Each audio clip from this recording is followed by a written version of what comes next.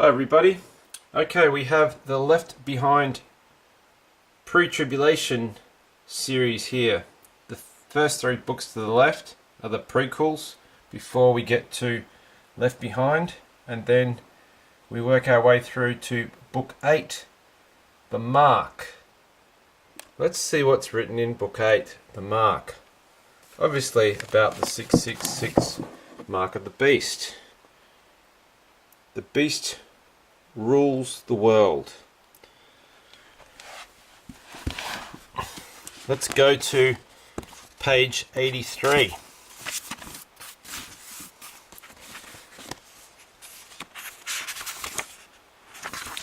Now, I'll read page 83 into page 84, right? The first mention of the mark of the beast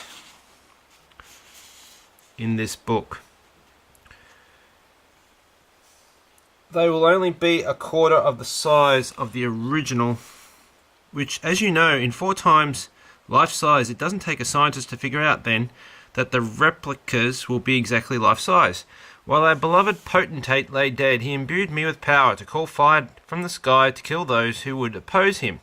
He blessed me with the power to give speech to the statues so we could hear his own heart. This confirmed in me the desire to serve him as my God for the rest of my days, and I shall do that for as long as Nikolai Carpathia gives me breath. Thank you, my beloved servant, Nikolai said, as Leon sat. Now, blessed comrades, I have written assignments for one and all. These were prepared just before my demise, and now will make more sense than ever to you. First, one of my oldest and dearest friends, a woman closer to me than a relative, shall explain something to you. Miss Irvine's, if you would come.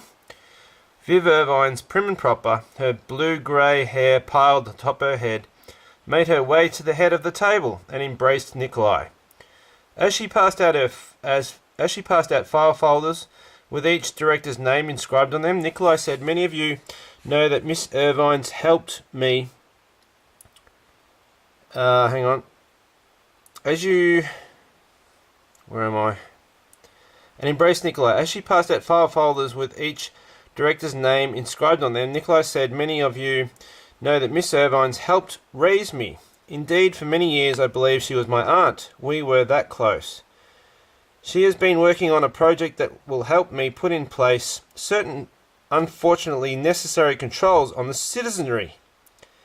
Most people are devoted to me, we know that. Many who were not or who were undecided are now decidedly with us, and you will agree for good reason.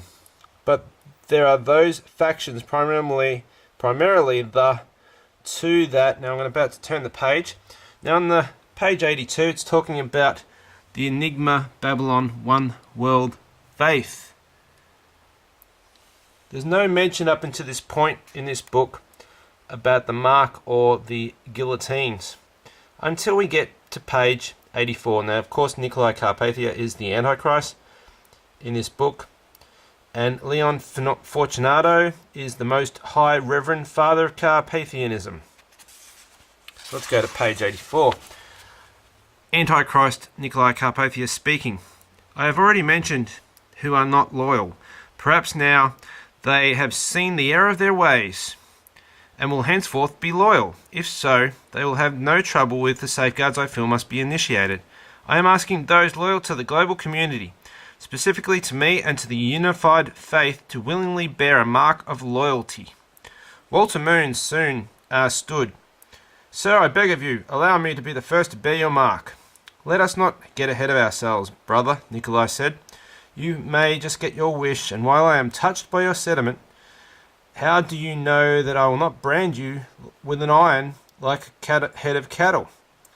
Moon spread his hands on the table and bowed his head. "As you, my lord, are my witness, I would endure it and bear it with endless pride." My, Nikolai said. "If Director Moon's sentiment is shared by the populace, we shall need no enforcement measures, shall we?" David Hasid is a good guy in this book, in this series of books. David peeked at his packet and fanned the pages until his eyes fell on a startling word. Guillotines, he said, aloud before he could stop himself. Now we are ahead of ourselves, Nikolai said. Needless to say, such would be a last resort, and I pray it would never be needed. I would gladly offer my head, Moon rhapsodized. If I could be foolish as to deny my lord. If I could be so foolish as to deny my lord. Nikolai turned to David. You are responsible for technical purchasing, correct? David nodded. I do not imagine we have adequate supply of these immediate response mechanisms for the reluctant. But that's page 84. It's the first mention of the mark of the beast, or should I say, in this book, bear a mark of loyalty. The mark of loyalty. Wow, page 84. Some predictive programming going on there. Let's flick over to page 352. And it says here, don't tell me you don't even know why Carpathia is so obsessed with 216. Of course, David said, that was rather transparent easy. Same basic logic as these. 10 different regions or sub-potentates, as Carpathia likes to call them. We know them as kingdoms. 10 different prefixes all related to Carpathia. I mean, the fact that one of them is 216 should have been your first clue. The United States of America, or the United Carpathian States of America in the book is region 216. So there you go, folks. Tim Hay and Jerry B. Jenkins. Yeah, right. Sellouts. Somebody's in the know here to put this stuff in this book. The mark. Number 84, 216. Thanks for listening.